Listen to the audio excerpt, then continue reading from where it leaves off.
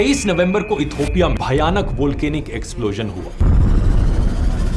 लगभग 12,000 साल की रिकॉर्डेड हिस्ट्री में पहली बार यह हाईली गूबी नाम का ज्वालामुखी फट गया।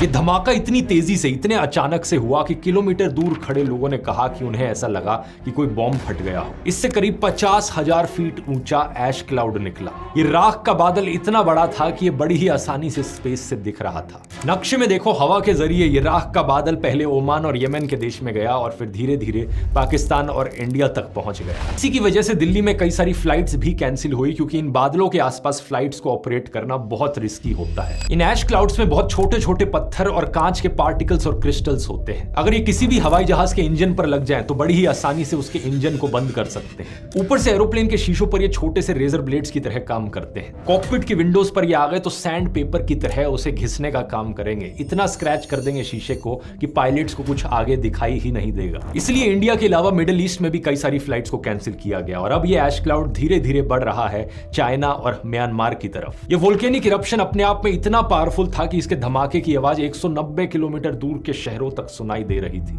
और बगल के पड़ोसी देश जिबूटी तक भूकंप के झटके महसूस किए गए थे। करीब 28 किलोमीटर दूर इथियोपिया के अफदेरा रीजन में कई सारे गांव पूरी तरीके से राख में ढक गए, लेकिन अच्छी खबर यहां पर यह है कि एक भी इंसान की जान नहीं गई। ऐसा इसलिए क्योंकि ये वोल्केनो जहां मौजूद है वो एक बहुत ही रिमोट जगह है, आसपास कोई लोग नहीं रहते। इनफैक्ट इस एरिया को दुनिया की हॉटेस्ट प्लेस माना जाता है धरती पर। इस जगह का नाम है डानाकिल डिप्रेशन।